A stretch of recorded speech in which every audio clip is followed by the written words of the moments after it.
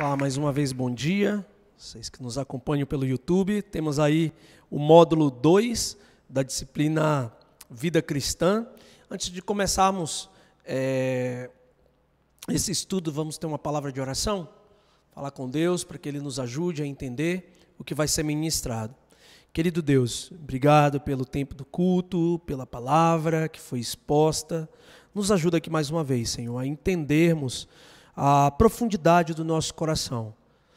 Por favor, nos ajuda a perceber, Senhor, durante esse estudo, aquilo que é desagradável ao Senhor e que ainda é presente em nossas vidas. Por favor, Senhor, fala com amor aos nossos corações, como foi ministrado ainda há pouco. Nós precisamos da Tua orientação, Pai. Em nome de Jesus, amém. Muito bem. Eu estou usando esse livro aqui, A Vida Centrada no Evangelho. Então é um livro bacana, um livro que é legal. Se você puder comprar, você que está nos assistindo também, tem na Amazon, tem no formato Kindle, no formato digital. Eu acho legal ter esse livro, até mesmo para relembrar algumas coisas. E esse livro, no capítulo 2 dele, no capítulo 1, fala sobre o que é o Evangelho, a ótica do Evangelho. E nós estamos aprendendo aqui que o Evangelho é Jesus Cristo. O Evangelho é o poder de Deus. O Evangelho tem poder de transformação no coração das pessoas. Mas existe um grande perigo que assombra o nosso crescimento espiritual. Semana passada nós tratamos 3 desses perigos, que é de minimizar o pecado, diminuir a intensidade do pecado. E aí a primeira foi defender-me. Não sei se vocês lembram, é a ideia de quando existe uma confrontação, quando alguém fala algo delicado sobre a minha vida, eu acabo reagindo contra esse algo e pecando ainda.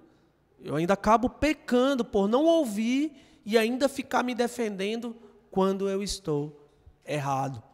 Nós aprendemos também que é muito fácil fingir que o problema não existe, que o problema não está ali, para não poder lidar com o problema. Porém, nós hoje aprendemos também no culto que a decisão que é tomada na carne leva até a morte. Quanto mais nós somos guiados pela carne, mais nos aproximamos da morte. E nós aprendemos também na semana passada que existe esse recurso de esconder-me. O esconder é não falar, é ficar calado, é não dizer aquilo que está sentindo, não falar dos problemas. Acaba se tornando uma pessoa difícil de conversar, porque você vai conversar e fica se esquivando de tratar os problemas do coração. E hoje nós vamos ver mais 3, são 6, e aí a gente finaliza esse módulo, tá bom?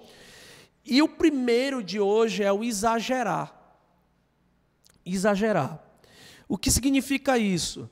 Sou tendencioso a pensar e falar a meu respeito de uma forma mais elevada do que deveria. Exagerar. Quando eu falo de mim mesmo, eu exagero. Eu falo que eu não sou. Também exagero as coisas boas e ruins. Quando é algo bom, exagera. Quando é algo ruim, exagera também. De modo que pareçam maiores do que são. Geralmente para chamar a atenção. Geralmente para chamar a atenção.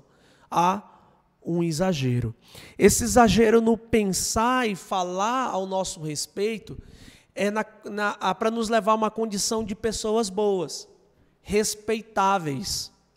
Entende? Então, nunca nós vamos falar o que é ruim. Nós vamos falar o que é bom e muitas vezes exagerar, colocar em evidência isso para esconder o pecado. Por isso que minimiza o pecado. Entenderam? Por isso que traz essa ideia de minimizar. Exagerar. Consequentemente, muitas vezes as coisas ganham mais atenção do que merece e acabam me deixando estressado ou ansioso. Que é isso? Quando eu aumento as coisas boas e aumento as coisas ruins, ao invés de tratar o problema como ele é, eu exagero. E vai ter uma consequência, porque tudo que for exagerado vai despertar uma consequência ruim. Vou ficar mais estressado e vou ficar ansioso. Esses dias eu fui fazer um exame. Na verdade, eu peguei o resultado do exame. Meu triglicerídeos, né? Eu acho que fala.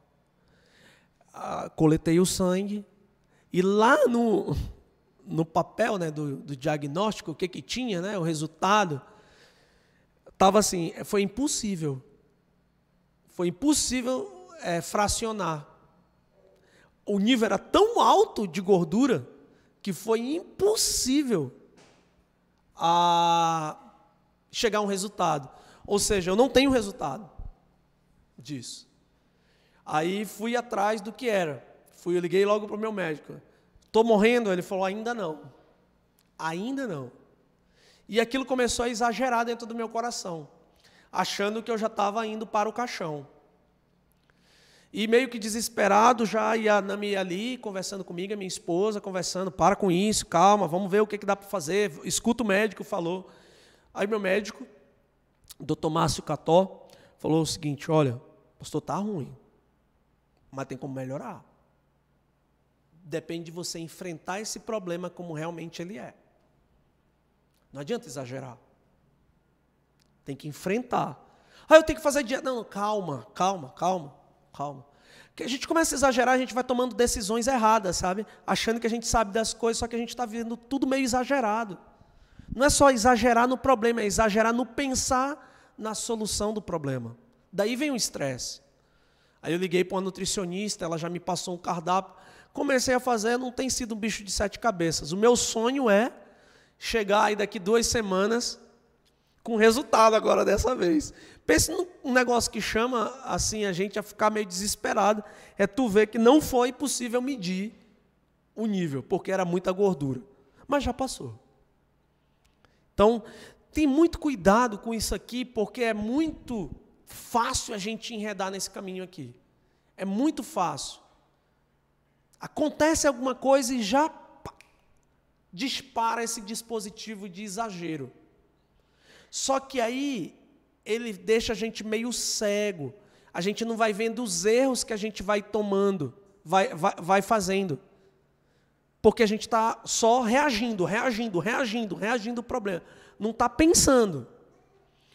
Por isso minimiza o pecado. Talvez a gente está pecando por causa desse estresse e por causa dessa ansiedade. E não está percebendo. Por que não está percebendo? Porque a gente está vivendo o problema como ele fosse muito maior do que ele é. Tudo nessa vida a gente tem que ter a serenidade de lidar como é. Até os piores diagnósticos.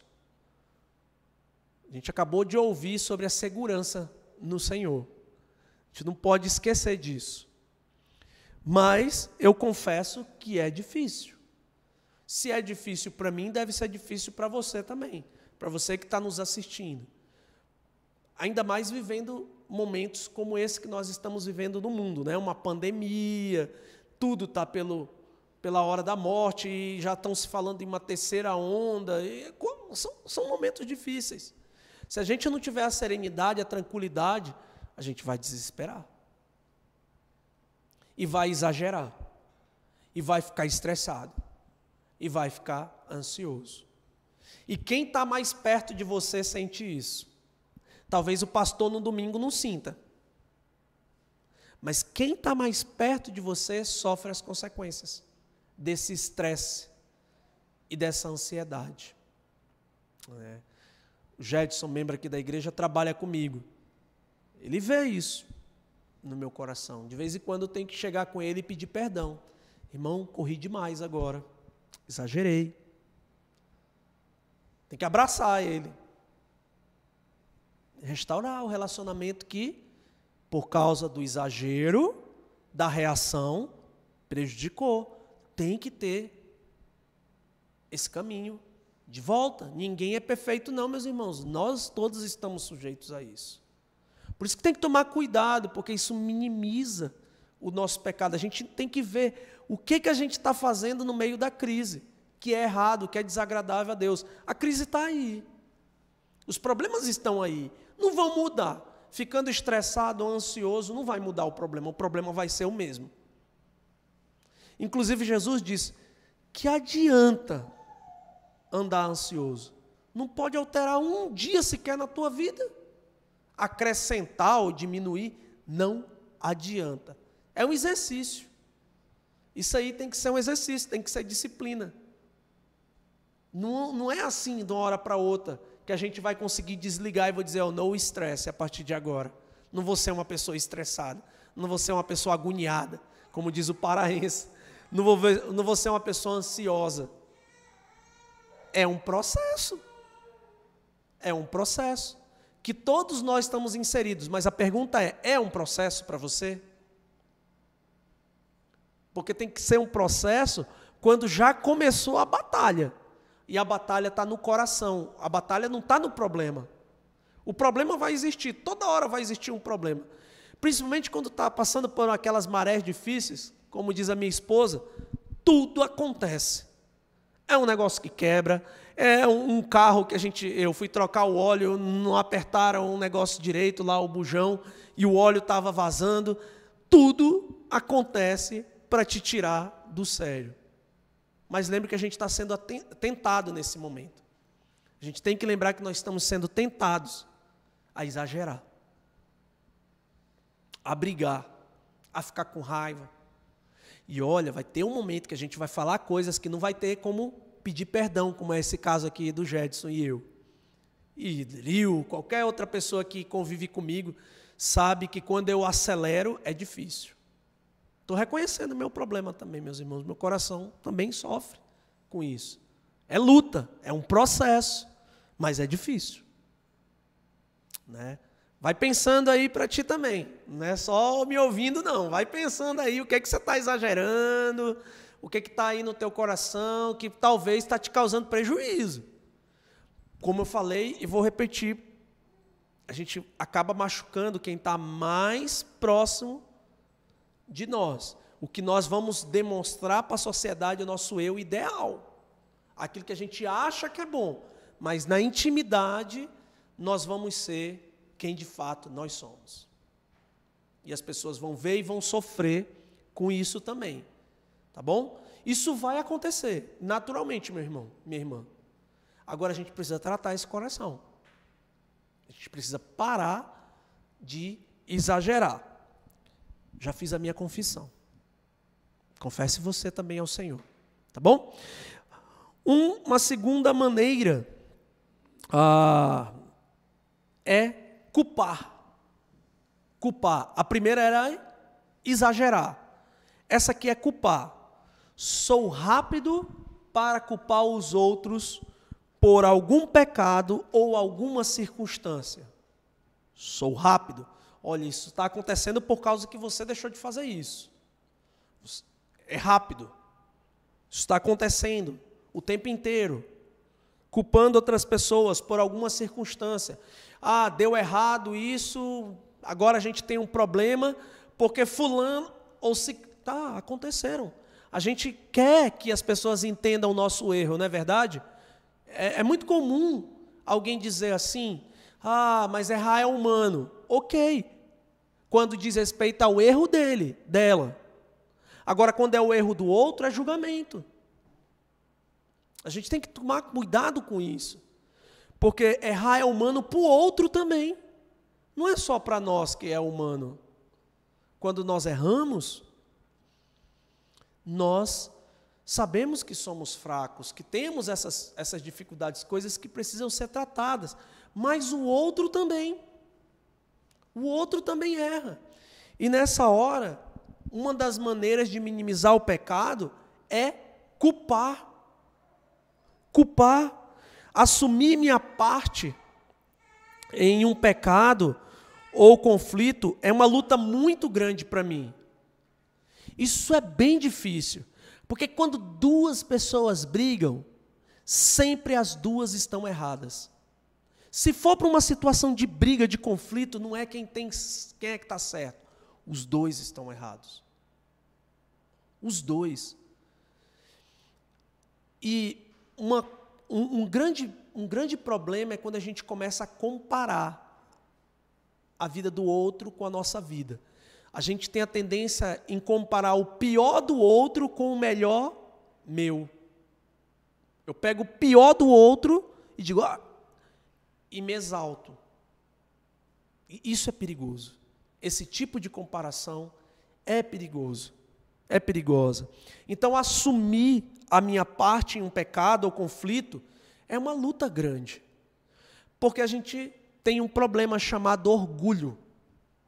Eu acho que o grande câncer das nossas vidas, depois do pecado, e é o resultado do pecado, é o orgulho. É o orgulho que faz com que a gente fique em silêncio, se omita em falar, ou a gente brigue. A gente discuta, se defenda, vá para a confusão mesmo, bater boca. Então, esse orgulho, que ainda existe em todos nós, é um grande problema. É um grande problema. E a gente tem que se lembrar que nós não somos melhores do que os outros. E Jesus Cristo, no Sermão no Monte, disse assim, bem-aventurados os humildes. Essa ideia de humilde não tem a ver com pobreza, tem a ver com reconhecimento que você não é nada. Que você precisa de Deus. E que os outros também estão no mesmo patamar que você, são seres humanos. E que enfrentam dificuldades. O problema é que muda o nome da dificuldade de um para outro. Eu luto com isso, com exagero.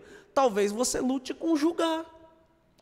Nós dois estamos lutando, é isso que eu estou querendo dizer. Nós dois estamos enfrentando o mesmo perigo, que é minimizar o pecado em nós. É perigoso. Pode ser que prejudique muito a nossa vida espiritual e também nossos relacionamentos com as pessoas. Eu mencionei esse elemento do orgulho que me faz achar que não sou culpado ou um elemento de medo de sofrer rejeição quando a culpa é minha. É complicado, às vezes, nós assumirmos que a culpa é nossa. Será que as pessoas vão me aceitar? Como é que vai ficar a minha reputação diante de um erro desse? Esses dias tem sido bem difícil para mim, por causa de construção, circunstâncias, olha a circunstância aparecendo, mas a reação não está legal, é aqui o problema, não é a circunstância, mas é difícil dizer que está errado, eu preciso falar isso para vocês também, é muito difícil, há um fator medo, poxa, eu pastor, não tem essa de pastor, de não é pastor, de ovelha. Não, todos nós somos iguais. É lógico que o peso da responsabilidade é maior sobre mim, porque estou ensinando vocês. Mas enquanto ser humano, eu não sou melhor do que vocês. Somos iguais, a mesma essência, a mesma carne. Né? Carne que faz com que a gente faça coisas que é desagradável a Deus. Né? Além do orgulho, tem o medo. Medo de perder a briga. Se perder a briga, vai ter que dar o braço a torcer. E é igual aquele juiz de última instância, lá, o STF. Se perder ali, tudo está perdido aqui para baixo. Então, se você perder uma batalha, você vai ter que reconhecer todas as outras. É a famosa jurisprudência. Tem medo disso. A gente tem medo de ser encontrado dessa forma. É meio que o síndrome de Adão, fui encontrado nu em meus pecados agora. A gente fica tentando botar a folhinha para tapar as coisas, né? Mas o Senhor nos vê dessa forma, como nós de fato somos. E eu acho muito importante a gente pensar sobre isso. Culpar os outros causa tragédias. Tragédias. Né? Culpando o outro, pelas crises, culpando o outro porque a vida não está boa. Culpa o outro. Quando nós deveríamos refletir e pensar mesmo, sabe? Poxa, qual é a minha parcela de culpa nesse processo? Qual é a minha parcela de culpa? O que eu estou fazendo errado? O que eu estou fazendo errado? Muito bem. Vamos para o terceiro e último.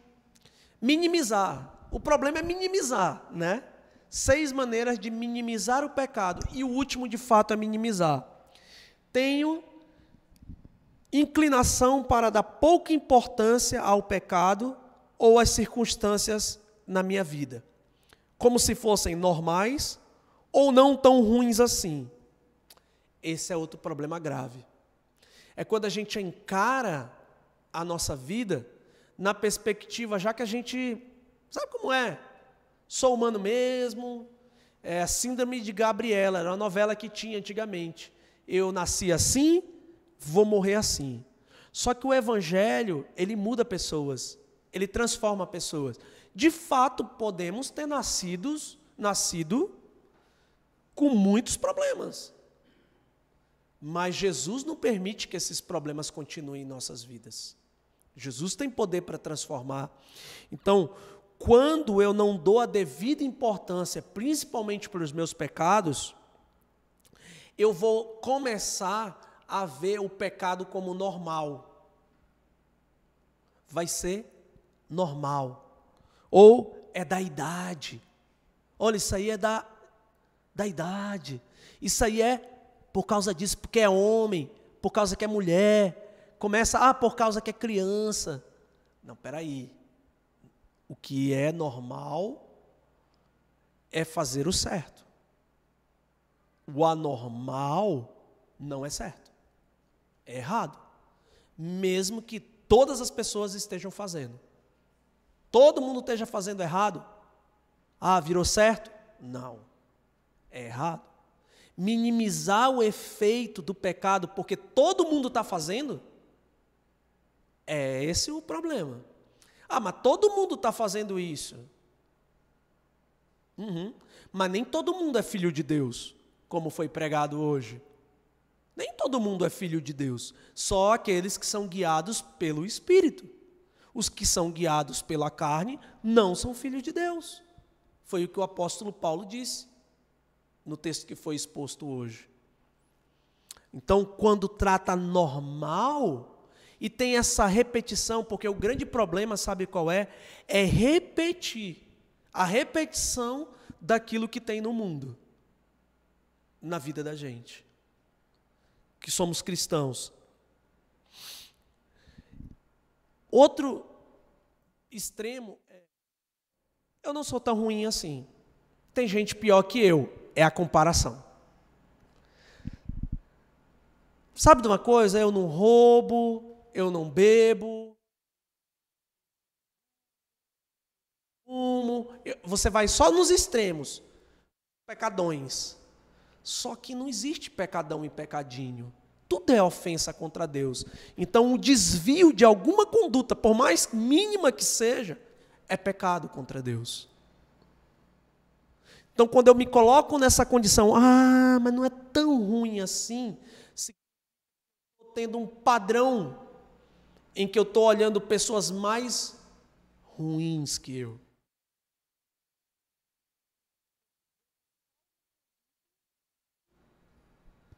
Para minha ação, para minha palavra. Mas é mais ou menos assim. Eu gritei com ele porque ele gritou comigo. Eu fiz isso porque isso aconteceu. Se todo mundo está fazendo, eu farei igual, porque eu não posso perder. A ideia aqui também é o domínio do orgulho sobre o coração. Eu não quero perder. Então, vou minimizar. Um extremo tudo é normal, o outro extremo não é tão ruim assim. Não é possível. Não é possível. Tem gente pior que eu não estou mal, não. Não está mal, sim. Esse é um grande problema. Portanto, ainda não minimizar, tá? Muitas vezes não dou a devida atenção para certas coisas, coisas que eu deveria me preocupar. O que eu estou assistindo, o que eu estou acessando, as minhas amizades, as minhas palavras, as minhas atitudes. Eu não estou dando a devida atenção para certas coisas, as quais acabam se acumulando, é cumulativo, ao ponto de me esmagarem. Em que momento? Quando a palavra de Deus é exposta.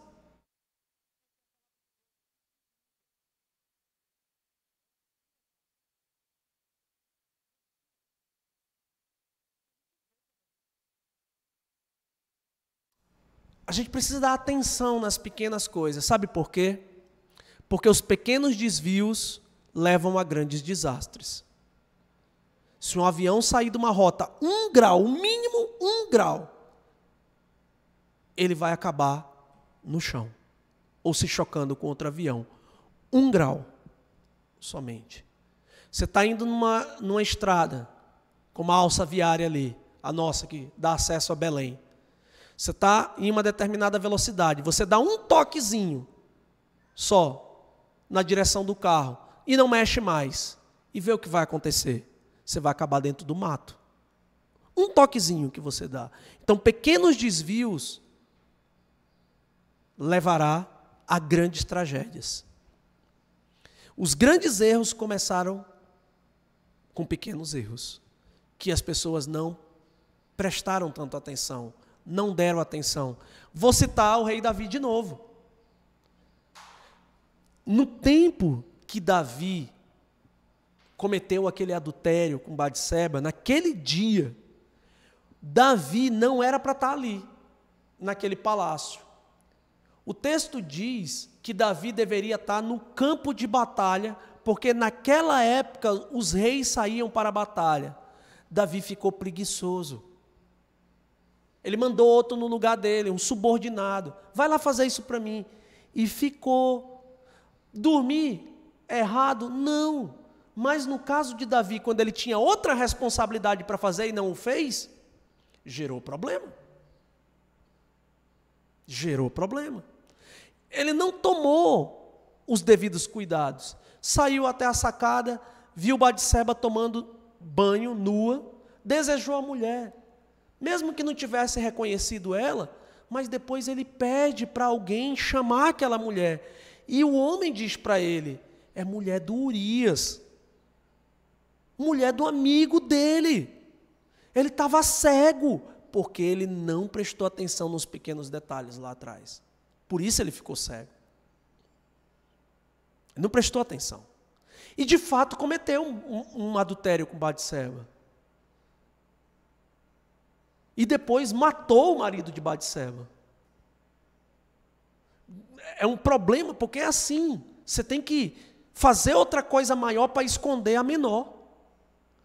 O erro funciona desse jeito na minha cabeça.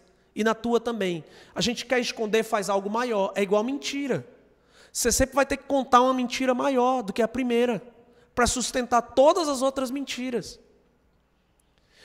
Tem que tomar muito cuidado com os pequenos desvios. Dá a devida atenção para isso, para que a gente não vá minimizar e acumular isso dentro de nós.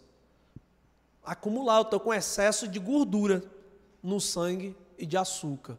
Excesso, pré-diabético. Tem que parar. Tem que parar, porque senão vou adquirir uma patologia. Vou ficar refém de remédios. Tem que parar. Não posso. São pequenas coisas que eu tenho que tomar cuidado. A vida espiritual é a mesma coisa. Porque um dia vai se acumular e vai esmagar. Seja em forma de consequência, Davi, seu primeiro filho, morre. Filho com Batseba morre. Depois, o seu primeiro filho comete uma violência sexual contra a sua irmã, Tamar. Depois, o segundo filho, o Absalão, mata o primeiro filho. Olha o tanto de tragédia por causa de uma espiada na sacada. Olha o tanto de tragédia que veio depois. Veja a progressividade do problema.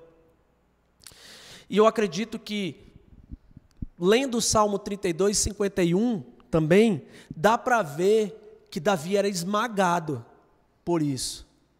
Ele fala, a tua mão pesava sobre mim. Falando acerca da ação de Deus, da palavra de Deus, pesando no coração do Davi. E isso é que causa a grande tensão dentro de nós. Nos faz até esquecer que nós somos filhos de Deus. Por algum momento Davi esqueceu disso. Foi preciso ele ser confrontado pelo profeta Natan, para cair a realidade da vida dele. Mas já era tarde. As consequências vieram. Deus não tirou as consequências. As consequências ainda permaneceram. E teve muito mais coisa ainda. Esse Absalão terminou morto. Houve muito mais problemas na vida do rei Davi. Então, presta bem atenção nas pequenas coisas que você sabe que está errando. Não trata como normal, ou não trata, não é tão ruim assim. Porque é isso aí que está detonando com a tua vida espiritual. É isso aí que está acabando com a vida espiritual. A alegria de servir a Deus. Nós somos filhos de Deus, deveria ter alegria para isso. Começa a ser pesado vir para a igreja, ler as escrituras, tudo começa a ficar muito pesado. É porque está sendo minimizado o pecado. Está sendo minimizado. Aí a cruz está sendo esquecida, porque você não precisa mais dela. Você sabe lidar com teus problemas. Isso é um engano, tá? Estou falando que é um pensamento que nós temos. Todos nós, meus irmãos, todos nós passamos por isso, todos os dias. Não é só você não, eu também passo por isso. Nós temos um Deus que nos ama, que, sabe, quer nos ajudar nessa tarefa de não minimizar as coisas. A gente viu que são 6 maneiras realmente que, se a gente para para pensar, é confrontador. Eu não sei você, mas eu me vi nas 6. As 6. Estou reprovado? Não. Mesmo assim, o amor de Deus não se altera pela minha vida. Agora, sabendo disso, eu preciso mudar. Sabendo disso, eu preciso mudar. Porque é constrangedor continuar fazendo os mesmos erros, sabendo que Deus me ama, que morreu por mim, que morreu por você. A gente tem que mudar. Não é para ser agradado, mas porque a gente já foi aceito. Não é para agradar a Deus. A gente já foi aceito. Agora a gente tem que viver debaixo dessa aceitação. Agindo como filho dele. Agindo como filha dele. E aqui é o ponto que as coisas mudam. É aqui o ponto que as coisas se restauram e volta o equilíbrio na nossa mente. A sanidade. E a gente começa a pensar direito. Começa a agir direito. Começa a falar direito também. Com as pessoas. Os relacionamentos são restaurados. As coisas começam a voltar ao equilíbrio do centro da vontade de Deus. Deus está no centro, gerenciando tudo. O Salmo,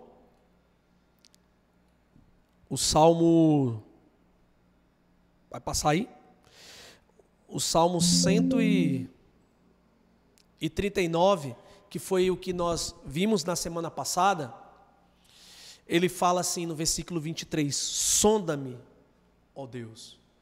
E se você olhar o Salmo 139, você vai ver que o salmista tem a consciência que Deus faz isso. Salmo 139, versículo 1 diz o seguinte: Senhor, tu me sondas e me conheces. Ele está falando a um Deus que conhece ele. E no versículo 23, parece que há uma contradição, mas ele não está em nenhum momento se contradizendo.